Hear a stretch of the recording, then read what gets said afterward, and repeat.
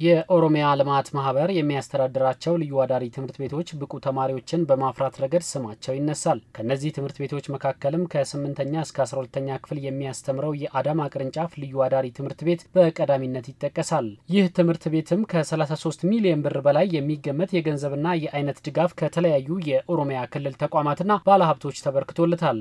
የልዩ አዳሪ ትምህርት ቤት ተማሪዎች የነገ የሀገር ተረካቢ እንደሚሆኑ በማመናቸው ድጋፍ ማድረጋቸውን የተቋማት ተወካዮችና ባለሀብቶች ተናግረዋል። ድጋፋችንን አጠናክረን እንቀጥላለንም ብለዋል። ተማሪው በትምህርቱ ተጠናክሮ እንዲቀጥል ጥሩ ተማሪ ሆኖ እንዲወጣ አገሩን ነገ መወከል የሚችል ተማሪ እንዲፈጠር በየአመቱ ድጋፍ ያደርጋል ህዝቡ። ዛሬ የመጣው 500 ሺህ በምዕራብ ጉጂ ዞን ለዚህ ላሉ ተማሪ ዛሬ ያመጣነው ለኦሮሚያ ልማት ማህበር ልዩ አዳሪ ትምህርት ቤት ተማሪዎች ቀለብ የሚሆን እህል ሰብስበን ሸጠን 3.5 ሚሊዮን ብር ነው ገቢ ያደረግነው። እነዚህ ተማሪዎች በበለጠ ማኔጅ ተደርገው ትምህርታቸው ላይ ፎከስ ማድረግ እንዲችሉ የግድ እነዚህ ልጆች መቀለብ አለብን፣ መንከባከብ አለብን። ስለዚህ ድጋፋችን እንቀጥላለን። የተደረገላቸው ድጋፍ የሞራል ስንቅ እንደሚሆናቸው የተናገሩት ደግሞ የኦሮሚያ ልማት ማህበር አዳማ ቅርንጫፍ ልዩ አዳሪ ትምህርት ቤት መምህራንና ተማሪዎች ናቸው። በአንድ አመታት ውስጥ ያስመዘገብናቸው ውጤቶች የህብረተሰቡ ድጋፍ ባይኖር ኖሮ ኮምፕሊት አይሆንም ነበር። ውጤታችን ይህን አይነት አያምርም ነበር።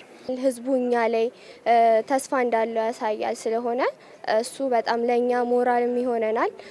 እንዲሁም ደግሞ እርዳታው ደግሞ በተለያየ መልኩ እኛን ይጠቅመናል። ትልቅ ትርጉም ነው ማለት አሁን ይሄ ህዝብ ለኛ የሆነ ነገር ማድረጉ ነው የሚያው ግን ለኛ ትልቅ ሞራል እንዲሆነን ምክንያቱም ይሄ ህዝብ ለካ ከጀርባችን ነው ይሄ ህዝብ በእኛ ላይ እምነት አለው የሚለው ነገር አይተን እኛም በተነሳሻሽነት ትምህርታችንን ጠንክረን እንድንማርና ለዚህ ህዝብ ነገ ደግሞ ተመረቀን ለዚህ ህዝብ እንድንሰራ ያበረታታናል ማለት ነው። ለትምህርት ቤቶች ድጋፍ ማድረግ ነገን መስራት ስለመሆኑ የኦሮሚያ ልማት ማህበር ሰብሳቢ አቶ አባዱላ ገመዳ ተናግረዋል።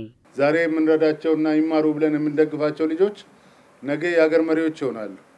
ነገ በሳይንስና ቴክኖሎጂ ይህን ሀገር ወደፊት ያራምዳሉ። የበለጸገች ሀገር እንድትኖር ትውልድ ከድህነት እንዲወጣ ትልቅ አስተዋጽኦ ያደርጋሉ። ኢትዮጵያን እያስጠሩ ነው። በሚቀጥለው ደግሞ በተግባር እናያቸዋለን። ሲመሩን እናያቸዋለን። የሳይንስና ቴክኖሎጂ ባለቤቶች ሆነው እቺን ሀገር ሲያስቀድሙ እናያቸዋለን። እቺን ሀገር የበለጸገች ሲያደርጉ እናያቸዋለን።